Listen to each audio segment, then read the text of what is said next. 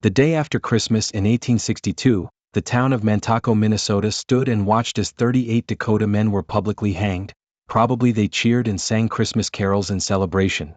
What led to this moment?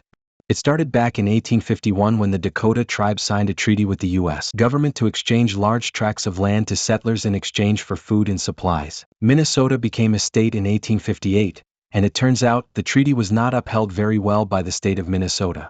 Dakota Chief Little Crow wrote, "It is on account of Mage, Galbraith we made a treaty with the government, a big, for what little we do get, and then can't get it till our children was dying with hunger." In 1862 the Dakota War began, by which the Dakota started raiding and murdering innocent settlers out of spite for the dishonest treaty, even taking women and children as captive.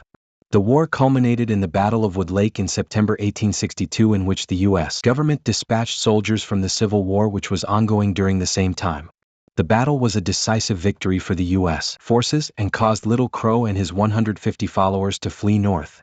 Roughly 2,000 Dakota surrendered or were taken into custody, including 1,658 non-combatants.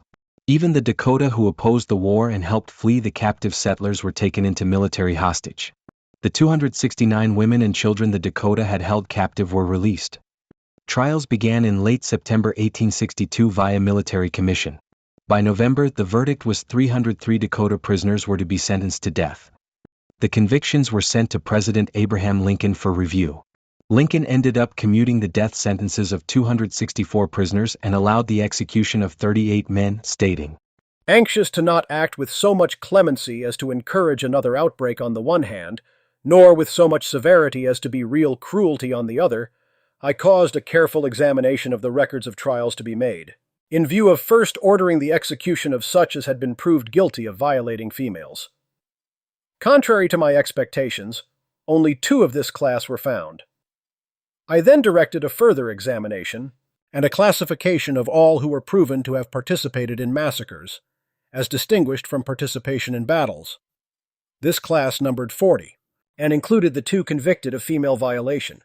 One of the number is strongly recommended by the commission which tried them for commutation to 10 years imprisonment. I have ordered the other 39 to be executed." And thus the hanging commenced. Dakota Chief Little Crow was murdered by a hunter nearly a year later when he was back in Minnesota picking raspberries. Little Crow's skeletal remains were put on display in the Minnesota state capitol.